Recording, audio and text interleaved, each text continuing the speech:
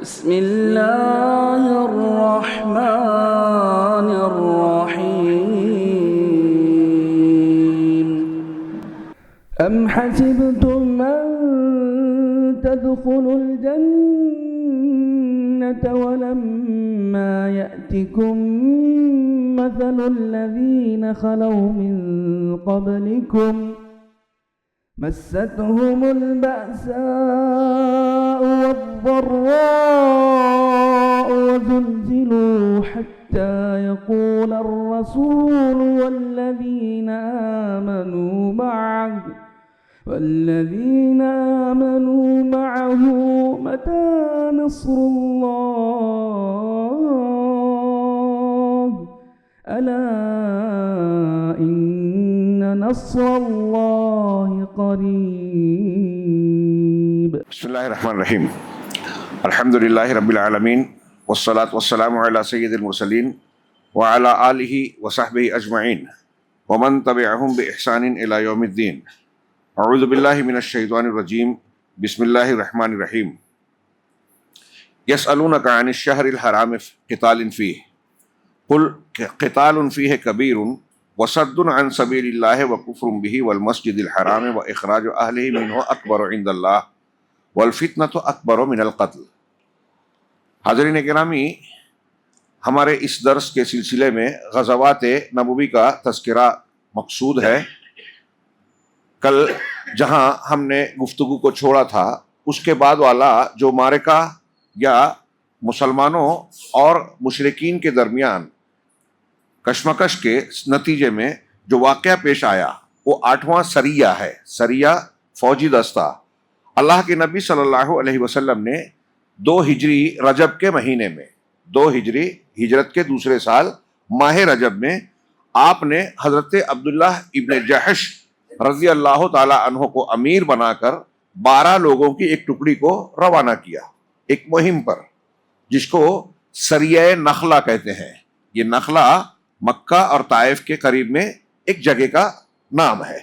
اس کو سریہ نخلہ کہتے ہیں. اس مہم پر جیسا کہ میں نے کہا اللہ کے رسول صلی اللہ علیہ وسلم نے حضرت عبداللہ بن جحش، یہ بھی مہاجر صحابی اور رسول اللہ صلی اللہ علیہ وسلم کے خالہ زاد مامو زاد بھائی ہیں، رشتہ دار ہیں. چنانچہ 12 مہاجرین کے ساتھ یہ روانہ ہوئے.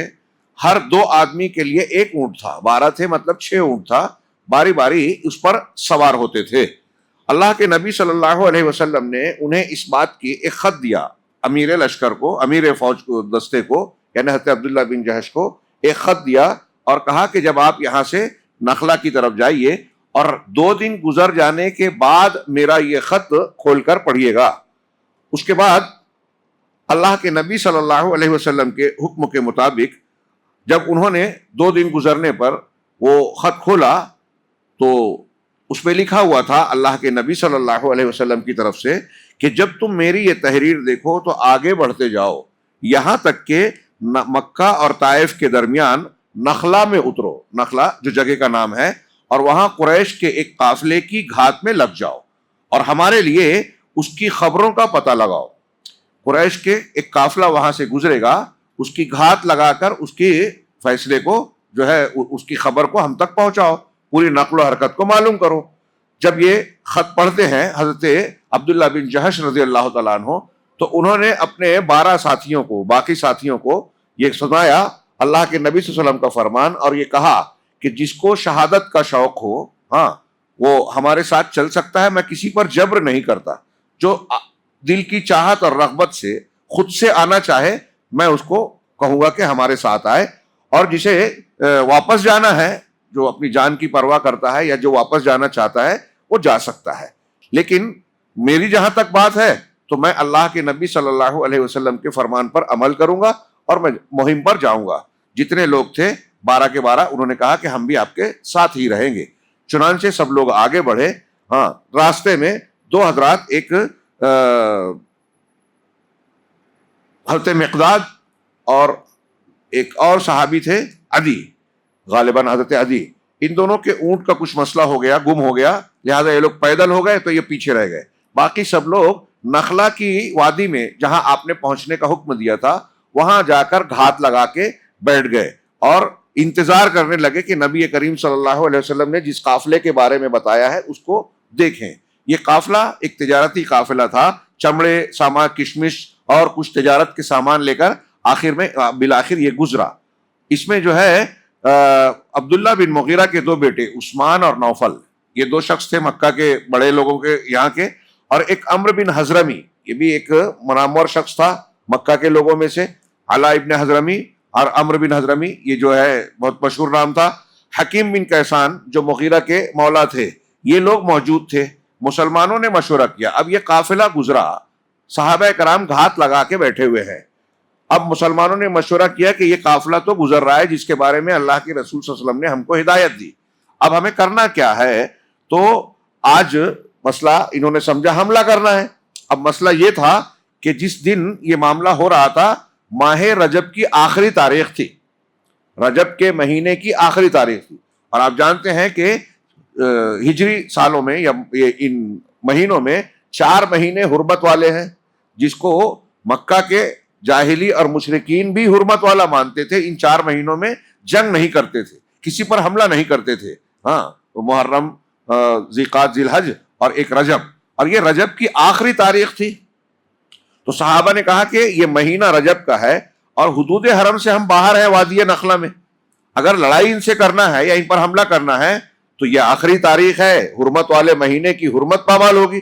اور اگر ایک دن انتظار کرتے ہیں کہ آج رات کو جانے دے میں کل کا دن جو ہے وہ حرمت والا نہیں رہے گا تو یہ مکہ کی حدود میں داخل ہو جائیں گے جہاں علاقے میں جنگ کرنا منع ہے. تو اس کشمکش میں مبتلا رہے. ہاں، چنانچہ بعد میں اس کے بعد یہی رائے ہوئی کہ حملہ کر دینا چاہیے. چنانچہ ایک شخص نے عمرو بن حضرمی کو تیر مارا اور اس کا کام تمام کر دیا. کل کے درس سے جو پس منظر میں نے بیان کیا تھا، یہ جنگ بدر جو باقاعدہ ہوئی اس سے پہلے کا آخری سریہ ہے. آپ غور کیجئے، اب تک جتنے بھی سرایا گئے تھے عام طور سے اس میں مٹ بھیڑ نہیں ہوئی تو برائے نام تیروں کا چلن ہوا، کوئی نقصان نہیں ہوا. مشرکین میں سے ایک شخص نے کرز یا قرض جو بھی اس کا تلفظ ہو، بن جابر فہری نے ایک مسلمانوں کے کھیتی باڑی کے حصے پر حملہ کر کے کچھ لوگوں کو کھدیڑ کر مسلمانوں کے بعض جانوروں کو لوٹا تھا. گویا پہل اس نے ان کی طرف سے ہوئی. پھر اس کے بعد یہ سریہ نخلہ ہے جو رجب میں ہو رہا ہے، جس میں مسلمانوں کے تیر سے ایک مشرک کی موت ہوئی. ہاں، اور پھر 2 لوگوں کو، عثمان اور حکیم کو گرفتار کر لیا ان مسلمانوں نے، اور ان کے پاس جو مال تھا اس کے ساتھ اللہ کے نبی صلی اللہ علیہ وسلم کے پاس آئے. ایک آدمی جو تیسرا تھا، چوتھا تھا، وہ بھاگ نکلا. ہاں، قیدیوں اور مال کو لے کر یہ لوگ لوٹے. یہاں کچھ لوگوں کا، سیرت نگاروں کا بیان ہے کہ ان لوگوں نے خمس بھی تقسیم کر لیا، لیکن خمس کے احکام بعد میں نازل ہوئے، اس لیے اس میں دقت ہے. رسول اللہ صلی اللہ علیہ وسلم نے ان کی اس حرکت پر نکیر کی اور فرمایا کہ میں نے تمہیں حرام مہینے میں جنگ کرنے کا حکم نہیں دیا تھا، اور سامان قافلہ اور قیدیوں کے سلسلے میں کسی بھی طرح کے تصرف سے آپ نے اپنے آپ کو روک لیا، اس میں کوئی تصرف نہیں کیا. ادھر جب یہ معاملہ ہوا، حادثے کی خبر مشرکین مکہ کو پہنچی، تو اس حادثے سے مشرکین کو اس پروپیگنڈے کا موقع ملا، مسلمانوں کے خلاف یہ ماحول گرمانے لگے کہ مسلمانوں نے اللہ کے حرام کیے ہوئے مہینے کو حلال کر لیا. چنانچہ بڑی چیمے گوئیاں ہوئی، ادھر ادھر خوب باتیں پھیلائی جانے لگی، جیسے آج کل ہوتا ہے نا، جو لوگ مسلمانوں کو قتل کرتے ہیں، مارتے ہیں، اگر کسی ایک مسلمان کے تعلق سے الٹی سیدھی کچھ خبر مل جائے صحیح یا غلط تو پورا ہنگامہ مچا دیا جاتا ہے میڈیا کے ذریعے سے کہ دیکھو فلاں مسلمان نے ایسا کیا، جبکہ وہ خبر بھی غلط ہوتی ہے، اور مسلمانوں کے خلاف کیا کچھ ہو رہا ہے اس کو دبا دیا جاتا ہے. ہم فلسطین میں بھی دیکھ رہے ہیں، ہندوستان میں بھی دیکھتے ہیں، بہت سارے ماحول میں. تو ایسا ہی یہ وتیرہ رہا ہے باطل پرستوں کا. مشرکین نے کیا کیا ظلم کیے مسلمانوں پر. وہ ایک طرف یہ ایک معاملہ ہو گیا تو اس کو خوب چیخنے چلانے لگے اور یہ کہنے لگے، قبائل عرب سے بتانے لگے کہ دیکھو یہ مسلمان جو ہے حرمت والے مہینوں کی حرمت کا خیال نہیں کرتے. یہاں تک کہ اللہ نے وحی کے ذریعے اس پروپیگنڈے کی قلعی کھولی اور بتلایا کہ مشرکین جو کچھ کر رہے ہیں وہ مسلمانوں کی حرکت سے بدرجہ زیادہ بڑا جرم ہے.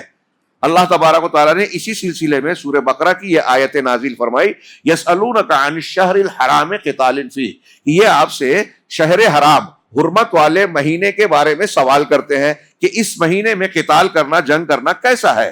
قل قتال فیہ کبیر، اللہ نے فرمایا کہ آپ بتائیے کہ اس میں قتال کرنا، اس میں جنگ کرنا بڑا گناہ ہے، یقیناً بڑی غلطی اور گناہ کی بات ہے.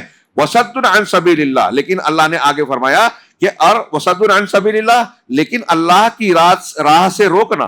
دین، صحیح دین پر ایک آدمی مسلمان ہو رہا ہے تو اس کو مسلمان ہونے نہیں دے رہے ہیں، اس کو گرم ریت پر کھینچ رہے ہیں، اس کو جو ہے برچھوں سے مارا جا رہا ہے، اس کو ستایا جا رہا ہے، وہ ٹاٹ میں جو ہے لپیٹ کر دھواں دیا جا رہا ہے، اور یہاں تک کہ قتل تک کیا جا رہا ہے. یہ سب کفار مکہ اسی مکہ میں کر رہے تھے مسلمانوں کے ساتھ. تو اللہ کے راستے سے روکنے کے لیے کیا کیا کر رہے تھے کہ ہمارے آبائی دین میں لوٹ آؤ.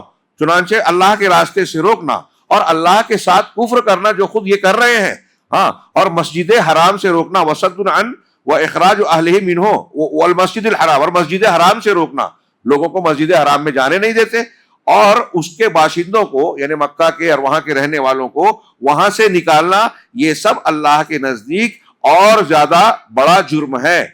اور والفتنہ تو اکبر من القتل، اور فتنہ جو یہ برپا کر کے رکھے ہیں، قتل و غارت گری مچائے ہیں، شرک اور کفر پھیلا رکھا ہے. فتنے سے مراد شرک ہے. جو شرک کرتے ہیں یہ قتل سے کہیں بڑا گناہ ہے. یہ قرآن کی آیت کا ترجمہ ہوا. گویا اللہ تبارک و تعالیٰ نے مشرکین مکہ کے اس پروپیگنڈے کو رد کیا کہ آپ کو اس کا حق نہیں ہے. آپ سوچئے کہ انہی مسلمانوں کے مسلمان ہونے پر آپ ان کو تکلیفیں دیتے رہے، اذیتیں دیتے رہے، پریشان کرتے رہے، ان کو گھر سے نکلنے پر مجبور کیا، ہجرت کرنے پر مجبور کیا، اور جب انہوں نے ہجرت کی تو ان کی پراپرٹی اور جائیداد پر قبضہ کر لیا، ان کے گھر کو اپنے ہاتھ میں لے لیا. کل میں نے اشارہ کیا تھا، صحیح بخاری میں ہے، حضرت مصعب بن عمیر رضی اللہ تعالیٰ عنہ، مصعب بن عمیر کہتا ہوں، صہیب رومی رضی اللہ تعالیٰ عنہ، لوہار تھے، روم سے آ کر مکہ میں کام کرتے تھے، لوہاری کا کام کرتے تھے. کافی کچھ محنت کر کے جو انہوں نے کمایا تھا وہ ان کی پوری جمع پونجی تھی. جب یہ مسلمان ہو گئے تو ان کو اذیتیں دیتے تھے. اب اسلام لانے کے بعد یہ مکہ سے مدینہ کی طرف جب ہجرت کرنے کے لیے نکلنے لگے تو مکہ والوں نے ان کو گھیر لیا کہ ہم آپ کو ایسے جانے نہیں دیں گے. تو کہا بھائی میں اپنی مرضی سے جا رہا ہوں. تو مکہ والوں نے کہا کہ یہ جو سامان جو آپ اپنے ساتھ رکھے ہیں یہ ہم سے کمایا ہے، یہ جو ہم سے کمائی ہوئی جو پراپرٹی یا چیزیں ہیں آپ کے پاس، پونجی ہے، ہم اس کو نہیں لے جانے دیں گے. حضرت صہیب نے کہا کہ اگر میں یہ چھوڑ دوں تب؟ کہا ٹھیک ہے، تب ہم جانے دیں گے، آپ سے ہم کو کوئی مطلب نہیں. تو سارا سامان، ساری پونجی جو جمع تھی گھر کی اور ان کے سرمایہ کی، سب چھوڑ دیا، خالی ہاتھ نکل پڑے. اللہ کے نبی صلی اللہ علیہ وسلم نے جب سنا کہ ایسا معاملہ ہوا تو آپ نے فرمایا ربح صہیب، ربح صہیب، صہیب نے نفع کمایا، صہیب نے نفع کمایا. دنیاوی اعتبار سے ہم آج کل سوچتے ہیں، میں اکثر کہتا ہوں کہ ہمارا مسلمانوں کا یہ نقصان ہو گیا، یہ نقصان ہو گیا. یقیناً نقصان ہوتا ہے، اگر پراپرٹی چلی گئی، گھر پہ بلڈوزر چل گیا اور کوئی نقصان ہو گیا. لیکن اگر ایک مسلمان کا ایمان چلا جائے تو ان پراپرٹیز وغیرہ کا نقصان اس کے سامنے کچھ بھی نہیں ہے. یہ بڑا نقصان ہے. ایمان آپ نے بچا لیا، آپ توحید پر قائم ہیں، کوئی ناراض ہو جائے، مالی نقصان ہو جائے، آپ کا گھر چلا جائے، وطن چھوٹ جائے، کوئی رشتہ دار ناراض ہو جائے، دوست آپ کا دشمن بن جائے، کوئی بڑا نقصان نہیں. نقصان ہے ہی نہیں وہ اگر ایمان سلامت ہے. یہ ہمیں اسباق ملتے ہیں، لیکن ان چیزوں کو ہم قصے کہانی کی طور پر سنتے ہیں. اور آج ہماری زندگی میں ہم دیکھتے ہیں کہ چھوٹی چھوٹی باتوں میں سنت اور بدعت کا جھگڑا ہوتا ہے تو ہم وہاں ہار جاتے ہیں کہ ابھی بدعت کو بدعت کہیں گے تو لوگ ہم سے ناراض ہو جائیں گے. اس لیے لوگوں کو ناراض نہ کریں. اللہ ناراض ہوتا ہو کوئی پرواہ نہیں. یہ صحابہ میں اور ہم میں فرق دیکھیے. بہرحال اللہ کے نبی اللہ تبارک و تعالیٰ نے گویا ان کی سرزنش کی کہ جو حرکتیں تم لوگ کر رہے ہو، تم نے کفر کیا، خود کفر کیا، اللہ کا انکار کرتے ہو، جو ایمان لا رہا ہے اس کو سزا دے رہے ہو، مسلمان ہونے سے لوگوں کو روک رہے ہو، اللہ کے صحیح دین کو اختیار کرنے سے رکاوٹ ڈالتے ہو، قتل کر رہے ہو، سزائیں دے رہے ہو اسی مکہ میں. تو تمہارا جرم بڑا ہے یا ایک معاملہ ہو گیا مسلمانوں سے وہ جرم بڑا ہے؟ وہ تو اجتہادی قسم کی خطا ہوئی کہ وہ لوگ خود گو میں تھے اور نبی کریم صلی اللہ علیہ وسلم نے اس کو پسند بھی نہیں فرمایا. بہرحال اللہ تبارک و تعالیٰ نے یہ کہا، گویا ان کی اللہ کے اس فرمان میں کفار مکہ کو آئینہ دکھایا گیا کہ تم یہ جو مسلمانوں کے خلاف کہہ رہے ہو یہ تمہاری بے شرمی ہے، بے حیائی ہے. جو فسادات میں آج ہم دیکھتے ہیں اتنا قتل کرتے ہیں، وہ دوسروں کو دہشت گرد اور انتہا پسند کہتے ہیں. یہ بے شرمی نہیں تو اور کیا، وہ اسرائیل ہو یا ہمارے یہاں کی کچھ خاص فرقہ پرست تنظیمیں ہوں. اس کے بعد رسول اللہ صلی اللہ علیہ وسلم نے جب یہ ہوا دونوں قیدیوں کو آزاد کر دیا اور مقتول اولیاء کو اس کا خوں بہا دیا. یعنی جن کو مسلمانوں کے ذریعے سے جن کا قتل ہو گیا تھا ان کو خوں بہا، جس کو دیت کہتے ہیں، دیت دی. کافر کے بدلے میں کسی مسلمان کو قتل نہیں کیا جائے گا. ہاں، یہ شیخ صفی الرحمان صاحب کے الرحیق المختوم کے اس حصے کو میں بطور خاص کچھ حصہ اس میں سے مدد لے رہا ہوں باقی بعض تفصیلات اپنے اعتبار سے. یہ ہے جنگ بدر سے پہلے، ان کے الفاظ ہیں، یہ ہے جنگ بدر سے پہلے کے سریے اور غزوے، ان میں سے کسی میں بھی لوٹ مار اور قتل و غارت گری کی نوبت نہیں آئی جب تک کہ مشرکین نے کرز بن جابر فہری کی قیادت میں ایسا نہیں کیا. اس لیے اس کی ابتدا بھی مشرکین ہی کی جانب سے ہوئی، جبکہ اس سے پہلے بھی وہ طرح طرح کی ستمرانیوں کا، ظلم و زیادتیوں کا ارتکاب کرتے رہے تھے. ادھر سریہ عبداللہ بن جہش کے واقعات کے بعد اب یہاں دیکھیے جو غزوہ بدر سے پہلے کے پس منظر، مسلمانوں کو دھمکیاں دینا، پیچ و تاب کھانا، مشرکین مکہ کا عبداللہ بن ابی بن سلول سے منافقین سے خط و کتابت کرنا کہ اندر سے ان کو نکالو ورنہ ہم آ کے مدینہ میں گھر میں گھس کے تم کو قتل کریں گے، تمہاری عورتوں کی عزت کو پامال کریں گے. یہ سب پہلے سے چل رہا تھا. تو جاسوسیاں کر رہے تھے وہ، اور شب خون آس پاس میں مسلمانوں کی مختلف جتھوں یا قافلوں پر ان کا سلسلہ بھی جاری تھا. خوف کا ماحول تھا، سرد جنگ کا ایک تناؤ تھا. جو جنگ کی حالت ہوتی ہے دو قوموں کے بیچ میں، اس میں کیسے ایک دوسرے سے خطرہ ہوتا ہے، وہ حالات مسلمانوں کے تھے ہی. دونوں طرف سے اس طرح کی باتیں چل رہی تھی. اور آپ نے ان سرائے کے تذکرے میں یہ جانا کہ نبی کریم صلی اللہ علیہ وسلم کی قیادت کتنی بیدار تھی. آپ ایک ایک واقعے اور ایک ایک حرکت پر، مشرکین کی ایک ایک چال پر گہری نظر رکھتے تھے اور اس کے مطابق آپ اپنے اقدامات اور فیصلے فرما رہے تھے. سرائے اور ٹکڑیوں کو بھیج رہے تھے. پیچھے آپ نے دیکھا کہ ابوا، ودان اور عشیرہ، یہ 3-4 ایسی مہمات ہیں سریوں کی جس میں جناب محمد رسول اللہ صلی اللہ علیہ وسلم بنفس نفیس تشریف لے گئے. اگرچہ ان میں سے کہیں کسی سے مٹبھیڑ نہیں ہوئی، لیکن جب یہ عبداللہ بن جہش کا یہ سریہ نخلا والا واقعہ ہوا اور اس میں ابن حضرمی کا قتل ہوا، تو اب مشرکین کو جو ہے وہ ایک طرح کا خوف اور خطرہ محسوس ہوا. ان کی تشویش میں اضافہ ہوا، ان کے خوف حقیقت بن گیا اور ان کے سامنے ایک واقعی خطرہ مجسم ہو کر آ گیا. انہیں جس پھندے میں پھنسنے کا اندیشہ تھا اس میں اب وہ واقعی پھنس چکے تھے. انہیں معلوم ہو گیا کہ مدینے کی قیادت انتہائی بیدار مغز ہے اور ان کی ایک ایک تجارتی نقل و حرکت پر نظر رکھتی ہے. یہ جس سریہ نخلا نے جس قافلے پر نظر رکھی تھی وہ تجارتی تھی. یہاں پھر سے میں ایک بات کا ذکر کروں کہ جب دو قوموں میں جنگ ہوتی ہے تو ایک ہوتی ہے کہ مٹبھیڑ کر کے ہم جانی نقصان پہنچائیں، ایک ہوتی ہے سائیکالوجیکل، نفسیاتی طور سے سامنے والے کو کمزور کرنا. آپ اللہ کے نبی صلی اللہ علیہ وسلم کے غزوات جو ابھی ہم آگے ان دروس میں پڑھیں گے، ان غزوات میں آپ دیکھیں کہ اللہ کے نبی صلی اللہ علیہ وسلم کی جو جنگیں ہیں اس میں آپ نے جانی اور اس قسم کے نقصانات سے کہیں بڑھ کر آپ نے یہ کوششیں کی ہیں کہ حکمت عملی ایسی اختیار کیا جائے کہ دشمنوں کے نفسیات کے ساتھ معاملہ ہو اور جنگ میں دونوں طرف کے لوگوں کے مٹبھیڑ کا کم سے کم امکان ہو، یا ہو بھی تو سامنے خوف اور دہشت کا معاملہ ہو. پہلے کسی کے حوصلے کو توڑا جائے پھر اس سے جنگ کی جائے تو اور آسان ہو جاتی ہے جنگ.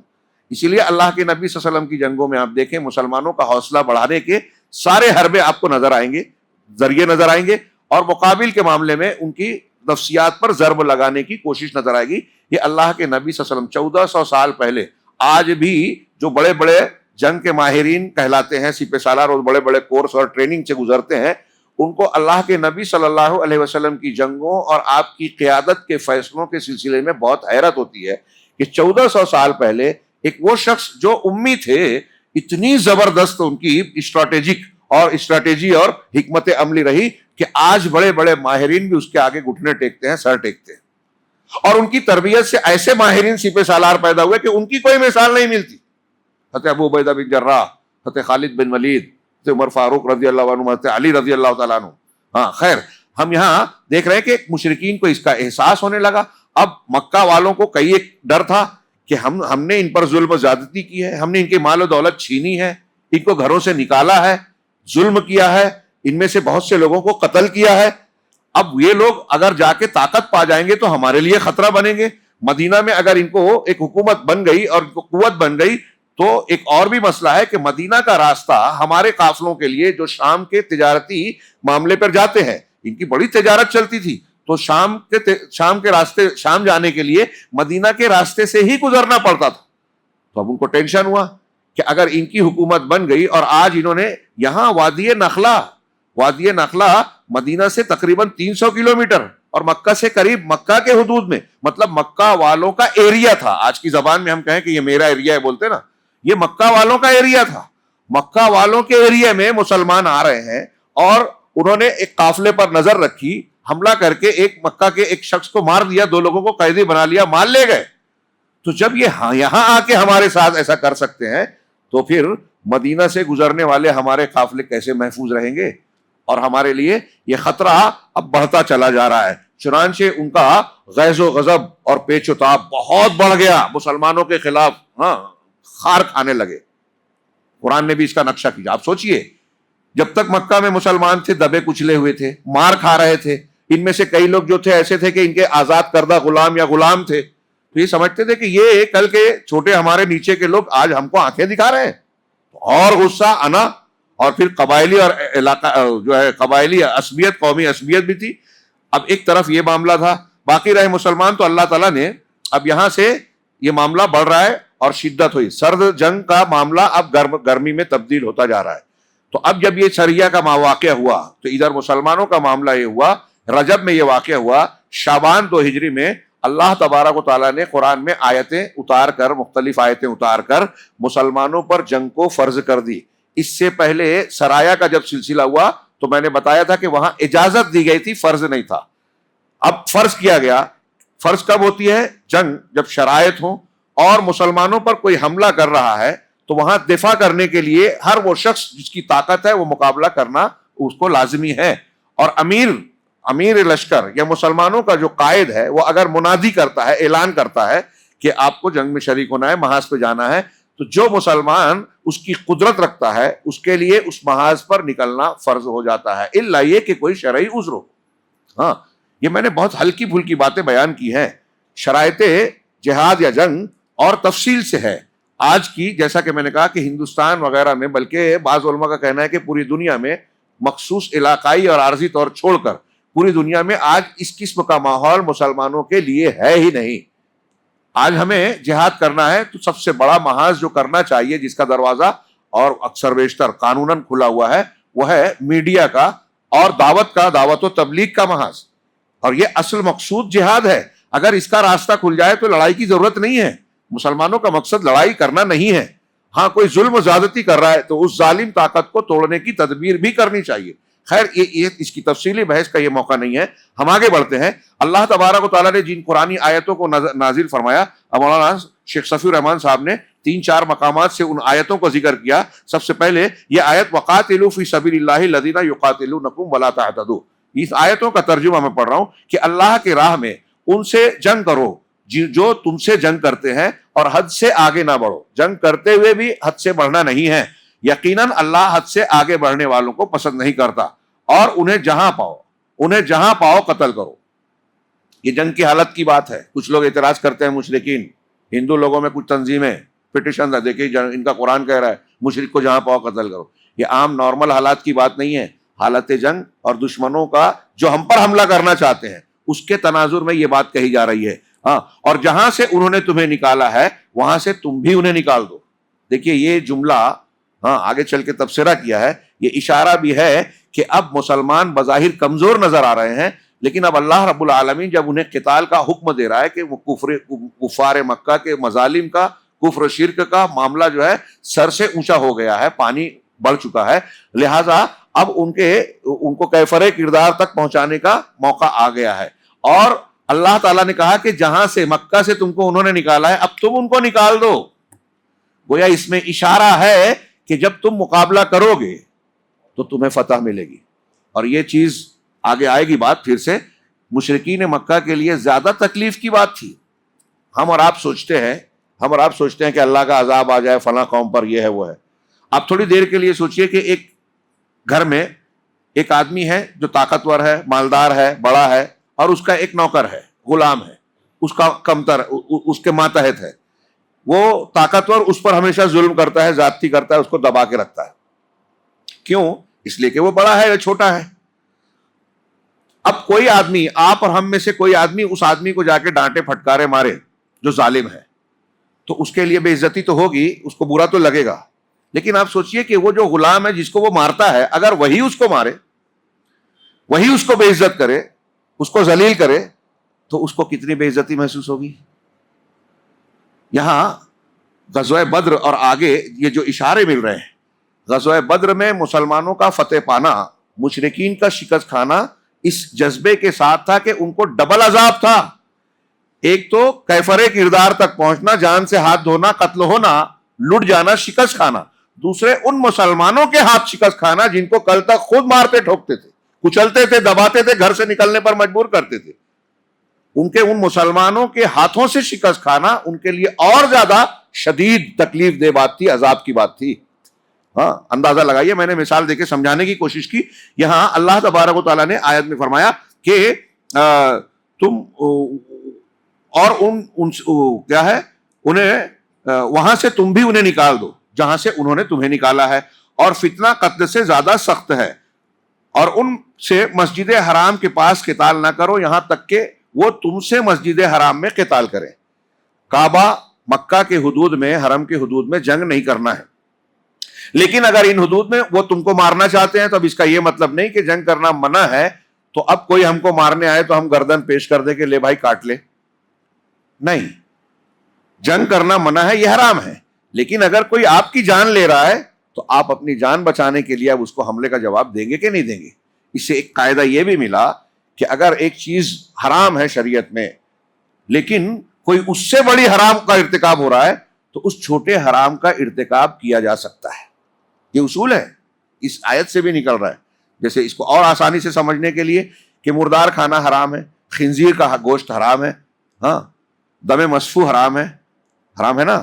لیکن اگر کسی آدمی کی جان جا رہی ہے کہ میں نہیں کھاؤں گا، اتنا بھوکا ہو گیا کہ اب نہیں کھاؤں گا تو مر جاؤں گا، اور حلال کھانے کی کوئی چیز آپ کو دستیاب نہیں ہے، تو قرآن میں ہے کہ نہیں کہ آپ اس حرام چیز کو اتنا کھا لیں جس سے آپ کی جان بچ جائے. فمن استر غیر باغ ولا عاد فلا اثم علیہ. ان حرام چیزوں کو ذکر کرنے کے بعد اللہ نے کہا کہ جو مجبور ہو جائے، ہاں، مجبور ہو جائے بغیر بغاوت کیے ہوئے اور حد سے تجاوز کیے ہوئے، یعنی اتنا کھائے جتنی جان بچانے کے لیے ضرورت ہے، اور نہ ہی اس کو ذخیرہ رکھے، یعنی حد سے یعنی مخالفت کرے کہ نہیں میں نہیں مانتا شریعت کو، اس کے دل میں یہ جذبہ نہیں ہے اور حد سے زیادہ نہیں کھا رہا، اتنا کھا رہا ہے جس سے جان بچ جائے، تو فلا اثم علیہ، اس پر کوئی گناہ نہیں ہے. تو مردار کھانا حرام ہے لیکن جان دینا اس سے زیادہ حرام ہے. اگر آپ بھوکے مر گئے تو اپنی جان بچانے کے لیے آپ مردار کھا لو، بڑی مصیبت سے بچنے کے لیے چھوٹی مصیبت کو گلے لگا لو. یہ شریعت کا قاعدہ ہے، اور بہت سارے لوگ بہت سارے مقامات پر اسے جانتے نہیں ہیں. ہاں، کبھی کبھی ایسا ہوتا ہے کہ مسلمانوں میں کسی وجہ سے اختلاف ہو رہا ہے. اب وہاں ہر جگہ یہ نہیں ہوتی. جیسے مثال کے طور پہ کوئی ایک سنت ہے، آپ کو پتا ہے سنت ہے، لیکن آپ سنت مان رہے ہیں، کہیں کبھی عارضی طور پہ، مستقل نہیں، ایسا معاملہ ہو جائے کہ اس پر عمل کریں تو مسلمانوں میں اختلاف ہو جائے گا، تو اختلاف والا معاملہ زیادہ نقصان والا ہے. اتحاد اتفاق فرض ہے، تو آپ اس سنت کو ڈیلے کر کے اتحاد کو قائم رکھیں گے. آج بہت سارے عام تو عام، خاص مسلمان نہیں سمجھتے، جو چلتے پھرتے مفتی لوگ ہوتے ہیں نا، مولوی صاحب کو سمجھانے لگتے ہیں، اور کوئی ایک مسئلے میں اپنی تحقیق ہو گئی تو اس پر پوری قوم اور جماعت سے ہٹ کے عمل کرنے لگتے ہیں. پوری قوم عید ایک دن منا رہی ہے، ہم سعودی عرب کے چاند سے ایک دن پہلے عید منائیں گے. یہ چھوٹی بات نہیں ہے میرے نزدیک. مسئلہ کیا ہے؟ ابھی 2 نمبر کی بات ہے. حضرت عبداللہ ابن مسعود رضی اللہ تعالیٰ عنہ مینا میں 2 رکعت نماز پڑھنے کے قائل تھے. سنت یہی اور ہے یہی سنت. حضرت عثمان نے 4 رکعت پڑھائی، ان سے بحث کی حضرت عبداللہ نے مسعود نے کہ 2 پڑھنا چاہیے. حضرت عثمان نے نہیں مانا، کہا کہ میں اپنے آپ کو مقیم سمجھتا ہوں، 4 پڑھی. آج ہمارے یہاں بھی بہت سارے احناف وہاں جا کے یہی کرتے ہیں، سنت کے خلاف. حج میں بھی جا کے سنت کو چھوڑ دیتے ہیں. حضرت عثمان کا اجتہاد تھا، اللہ ان کے اجتہاد پر بھی ان کو اجر دے گا انشاءاللہ. تو حضرت عبداللہ ابن مسعود نے ضد کر کے یہ نہیں کہا کہ نہیں ایسے امام کو میں نہیں مانتا جیسے آج کل ہمارے یہاں لوگ بنتے ہیں قابل، میں اپنی 4 الگ پڑھ لوں گا، جماعت سے نہیں پڑھوں گا. انہوں نے جماعت سے 4 پڑھی. نماز کے بعد لوگوں نے کہا کہ آپ تو بول رہے تھے کہ 2 سنت ہے. آج کل کے ہمارے اہل حدیثوں کے جیسے وہ کچھ رہے ہوں گے وہاں بھی اکا دکا کچھ عارضی طور سے کہ کیسے پڑھ لی جبکہ سنت آپ یہ بول رہے تھے. کہا میں اب بھی یہی مانتا ہوں کہ سنت 2 ہے، لیکن یہ امام وقت ہے، امیر المومنین ہے، اور الخلاف و شر، اختلاف شر ہے. ابھی میں الگ محاذ قائم کروں تو جماعت سے الگ ہو جاؤں گا. یہ بڑا فتنہ ہے، بڑی برائی ہے. تو اس بڑی برائی سے بچنے کے لیے میں نے خلاف سنت کام کر لیا. یہ عارضی بات ہے. اب یہ کب کہاں فالو کرنا چاہیے ہمارے یہاں لوگ سمجھتے نہیں ہیں، لیکن قابل ضرور بنتے ہیں. یہ میں کسی پر طنز نہیں کر رہا ہوں، یہ آج ہمارا واقعہ ہے. اس سے بڑی مصیبتیں کوئی مسجد آپ کو ایسی نہیں ملے گی کہ آپس میں کوئی نہ کوئی مسئلہ نہ ہو. ہماری اپنی مسجدیں، ہماری اپنی جماعتیں، ہر مسجد میں ایک دو ایسے قابل ضرور ملیں گے جو اجتماعی فیصلے کے خلاف جائیں گے. کوئی بھی فیصلہ آپ کیجئے وہ قابل کھڑا ہوگا، نہیں میں نہیں مانتا. روز نیا نیا مسئلہ، روز مسائل، سوال جواب سلسلہ، عمل نہیں ہوگا. آپ اسے، میں کسی پہ نہیں کہہ رہا ہوں، اللہ گواہ ہے، اللہ کے گھر میں ہوں حالت صوم میں، مطلب مقصود کوئی شخصیت نہیں ہے. اس چیز نے ہماری جماعتوں کو کتنا نقصان پہنچایا ہے ان لوگوں کو اندازہ ہی نہیں ہوتا کہ اس میں الجھے رہتے ہیں، آپس میں بغض، عناد، ایک دوسرے سے دشمنی کے جذبات، جبکہ یہ چیز ٹھیک نہیں ہے. یہ پیدا ہوتے ہیں، بڑھتے ہیں، اور آدمی اپنی صلاحیتیں، اپنے اوقات، اپنی قیمتی صلاحیت اس میں لگا دیتا ہے. جبکہ ہمارے لیے یہ آپ کا بھی وہی منہج ہے، میرا بھی وہی منہج ہے. ایک چیز کے سمجھنے میں فرق ہو رہا ہے، تو آپ نے مجھے سمجھا دیا، میں نے آپ کو سمجھا دیا، آپ نے اپنی دلیل پیش کر دی، میں نے اپنی دلیل پیش کر دی. اگر یہ گنجائش ہے تو نہیں مان رہے، ٹھیک ہے، تو ہم مل جل کے رہیں. اس پہ کیوں اپنی صلاحیتیں کھپا کر ایک دوسرے کے خلاف محاذ آرائی کریں؟ خیر، بات دوسری طرف چلی گئی. یہاں اہم بات یہ ہے کہ اللہ تبارک و تعالیٰ نے یہاں 3-4 آیتیں، سورہ محمد کی بھی آیتیں میں انہیں چھوڑ رہا ہوں، آپ ضرور پڑھیں کہ ان آیتوں میں اللہ تبارک و تعالیٰ نے مسلمانوں کو مشرکین سے جو حملہ آور ہیں، حالت جنگ میں ہیں، ان سے قتال کرنے کا حکم اور آرڈر دیا. اور ان احکامات میں، ان سیاق و سباق میں اللہ تبارک و تعالیٰ نے گویا اشارہ کیا کہ اب مشرکین سے ابھی تک جو کچھ چھوٹا موٹا معاملہ ہوتا رہا، اب آپ کا ان سے خوریز جنگ اور خوریز مارکے کا وقت قریب آ گیا. مسلمانوں کی مشرکین سے بڑی مٹبھیڑ ہونے والی ہے اور جنگ ہوگی. اور اس جنگ میں اشارہ ہے کہ جب تم ایمان کے ساتھ ان کا مقابلہ کرو گے تو مادی حالات کوئی بھی ہو، اللہ رب العالمین ان کو جو ہے آپ کو ان پر غلبہ عطا کرے گا. اور یہ مشرکین جس مکہ سے آپ کو نکال رہے ہیں، کل مسلمان مشرکین کو اس مکہ سے نکالیں گے. پھر انہی دنوں شعبان 2 فروری میں اللہ تعالیٰ نے حکم دیا کہ قبلہ یعنی بیت المقدس کی بجائے خانہ کعبہ کو بنایا جائے اور نماز میں اسی کی طرف رخ پھیرا جائے. اس کا فائدہ یہ ہوا کہ کمزور اور منافق یہود جو مسلمانوں کی صف میں محض اضطراب اور انتشار پھیلانے کے لیے داخل ہوئے تھے، اپنے آپ کو مسلمان کہتے تھے، اندر سے تھے نہیں. جب قبلے کی تبدیلی کا معاملہ ہوا تو ان کو مخالفت کرنے کا ایک موقع ملا. پروپیگنڈا ہوا کہ ارے دیکھو انہوں نے قبلہ بھی تبدیل کر دیا. تو اس مخالفت میں ایسے کمزور لوگ اور ایسے منافقین کھل کر سامنے آ گئے اور مسلمانوں کے سامنے جو ہے مسلمانوں کے مخالف ہو گئے. اس طریقے سے مسلمانوں کی صفوں میں گھسے ہوئے جو آستین کے سانپ کہنا چاہیے، منافقین کہنا چاہیے، ان میں سے ایک بڑی تعداد جو ہے چھنٹ گئی. یہ گویا مقدمہ بن رہا ہے تحویل قبلہ کے بعد آگے کی جنگ میں مسلمانوں کے، خالص مسلمانوں کے کی مٹبھیڑ کا معاملہ. اب یہ جنگ بدر سے پہلے کے حالات اور پس منظر ہیں. سریہ نخلہ جس کا میں نے آخر میں ذکر کیا، ابھی پڑھا ہم نے، ہلکا پھلکا ذکر ہوا، یہ گویا اس میں آخری مرحلے تک پہنچانے کا ایک ماحول سازگار بنا رہا ہے. اور اس کے بعد اللہ رب العالمین نے، میں نے ایک آیت کا ایک حصہ پڑھا ہے، کئی آیتیں اس پیریڈ میں نازل کی جس میں مسلمانوں کو قتال کا حکم دیا کہ اب مقابلہ کریں. اور اب ماحول بن گیا ہے پس منظر غزوہ بدر کبریٰ کا، جو اسلام اور شرک کے درمیان، کفر کے درمیان تاریخ میں سب سے پہلی فیصلہ کن جنگ تھی. یہ جنگ اس کی اہمیت کا اندازہ اس سے لگائیے کہ اللہ رب العالمین نے ایک پوری سورۃ الانفال کا بیشتر حصہ اسی جنگ کے پس منظر میں نازل فرمایا. اور اسی سورہ مبارکہ میں اللہ رب العالمین نے غزوہ بدر کے دن کو یوم الفرقان کہا ہے. یوم الفرقان یعنی وہ دن جو حق اور باطل کو چھانٹ دینے والا، الگ کر دینے والا دن ہے.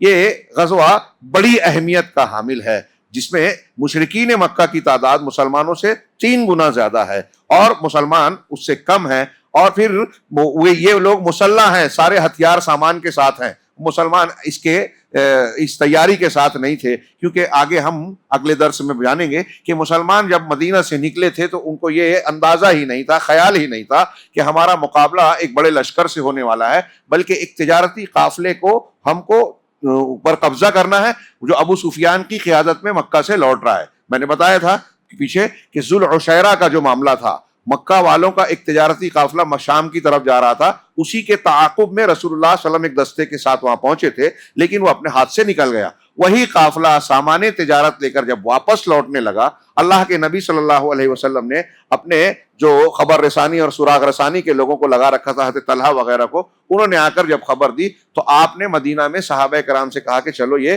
قریش کا تجارتی قافلہ ہے، ہمیں اس پر قبضہ کرنا ہے۔ ہاں، چنانچہ آپ کے ساتھ کچھ صحابہ، آپ نے کسی پر جبر اور نکیر نہیں کی، کیوں؟ اس لیے کہ قافلے کی طرف جانا تھا، باقاعدہ جنگ ہوگی، اس کا علم نہیں تھا۔ اسی لیے اللہ کے نبی صلی اللہ علیہ وسلم نے اعلان جب کیا تو عام طور سے صحابہ نے یہی سمجھا کہ جیسے اس سے پہلے سرایا ہوتے رہے ہیں، یہ بھی ویسا ہی معاملہ ہوگا، ایک قافلے کی بات ہے۔